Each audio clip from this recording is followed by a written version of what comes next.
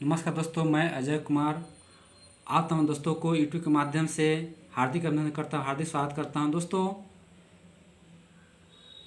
अभी आपके बीच मेंस्ट्रुएशन से 10वीं कक्षा के लिए इस बार के जो भी स्टूडेंट जो 2025 में मैट्रिक एग्ज़ाम देने जा रहे हैं, मैट्रिक यानी बोर्ड के एग्ज़ाम देने जा रहे हैं, इनके लिए सबसे टॉप क्वेश्चन है, बोर्ड वाला क्वेश्चन है।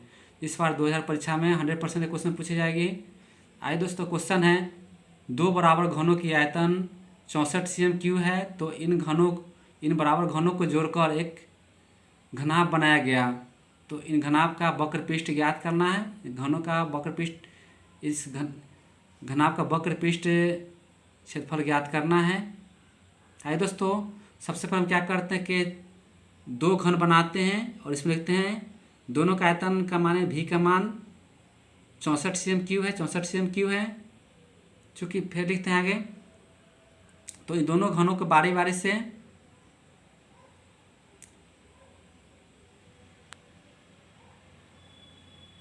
इसका मान भर देते हैं।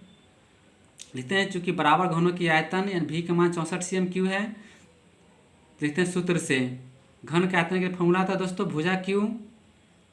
चूँकि आयतन का मान हमें 64 दिया हुआ, लिखते हैं और अथवा दे करके 64 बराबर भुजा क्यू लिखते हैं, जो फॉर्मूला से है। उसके बाद 64 का लिखते हैं, चूँकि भुजा बराबर 64 का घनमूल निकाल लेते हैं। तो 64 के खंड करते हैं, 3 को खंड करेंगे 64 का, 3 बराबर खंड कर लेते हैं, 4 गुने 4 गुने 4। चूँकि घनमूल निकालना है 64 के, इसलिए 3 4 जो लिखा हुआ है, 3 4 के बदला में हम 1 4 लिखते हैं। दोस्तों 3 4 जो लिखा हुआ है, इसका घनमूल लिखे हम 1 4 लिख दिए। इसके बाद दोस्तों 64 का घनमूल 4 निकल गया।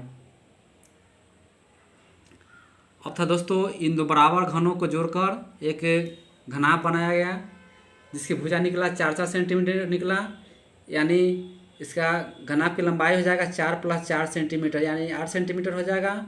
और घनाभ की ऊंचाई 4 सेंटीमीटर हो जाएगा और चौड़ाई भी 4 सेंटीमीटर हो जाएगा। चूँकि घन था तो घन में लंबाई चौड़ाई बराबर होता है, और दोनों घन को जब सटाते तो घन में लंबाई चौड़ाई ऊंचाई सब बराबर होता है। जब जो ही इसको घनाभ बनाते हैं तो लंबाई अलग हो जाएगा, यानी 4 + 4 हो जाएगा। ऊंचाई और चौड़ाई दोनों बराबर, यानी 4 सेंटीमीटर लिखा जाएगा। तो आइए दोस्तों लिखते हैं आगे, चूँकि दो बराबर घनों को जोड़कर एक घनाभ बनाया गया।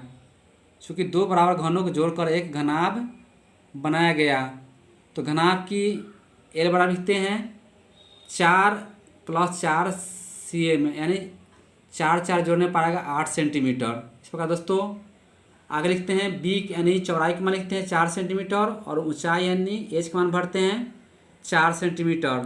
तो आगे दोस्तों निकालना है हमें घनाभ का वक्र पृष्ठ क्षेत्रफल। तो घनाभ के वक्र पृष्ठ क्षेत्रफल का फॉर्मूला होता है 2 × LB + BH + HL, यानी 2 × लंबाई गुने चौड़ाई प्लस चौड़ाई गुने ऊंचाई प्लस ऊंचाई गुने लंबाई। इस प्रकार दोस्तों लिखते हैं 2 और ब्रैकेट में लिखते हैं L का मान 8 भर दिए, और B का मान भरते हैं 4 प्लस फिर B का मान भरते हैं 4 और H का मान भरते हैं 4, यानी 4 गुने 4 लिखा गया। उसके बाद प्लस चिन्ह देते हैं, फिर लास्ट में लिखते हैं H का मान 4 भर दिया, ऊंचाई का मान 4 भरा गया, उसका गुना चिन्ह दिए। उसके बाद L का मान यानी लंबाई का मान भर दिए 8। इस प्रकार दोस्तों लिखते हैं cm²। चूँकि हम यहाँ पर क्षेत्रफल निकाल रहे हैं तो क्षेत्रफल में हमेशा स्क्वायर लिखा जाता है या वर्ग सेंटीमीटर लिखाएगा। आगे लिखते हैं 2 × और ब्रैकेट में लिखते हैं 8 को 4 से गुना करते हैं, 8 चौका 32 प्लस चिन्ह देते हैं, 4 को 4 से गुना करते हैं 4 चौका 16 फिर प्लस चिन्ह देते हैं, और 4 को 8 से गुना करते हैं 4 8 32। इस प्रकार सेंटीमीटर स्क्वायर लिखा गया या घन सेंटीमीटर। फिर लिखते हैं दोस्तों 2 गुने, अब ब्रैकेट में जो लिखा हुआ है 32 + 16 + 32, इन तीनों को जोड़ते हैं तो 32 और 16 और 32 जोड़ के आएगा 80, यानी 80 सेंटीमीटर स्क्वायर को 2 से गुना किए तो गुना करके आएगा 2 को 80 सेंटीमीटर स्क्वायर से गुना किए, गुना करके 160, 80 दूना 160 सेंटीमीटर स्क्वायर हो गया। इस प्रकार दोस्तों हमें घनाभ का वक्र पृष्ठ क्षेत्रफल 160 सेंटीमीटर स्क्वायर निकल गया, हमें आंसर निकला 160 सेंटीमीटर स्क्वायर। ये दोस्तों आपको वीडियो कैसा लगा, ये अपने दोस्तों को भी ज़्यादा से ज़्यादा शेयर करें, कमेंट बॉक्स में जरूर कमेंट करें। थैंक यू दोस्तों, मिलते हैं नेक्स्ट वीडियो में, धन्यवाद।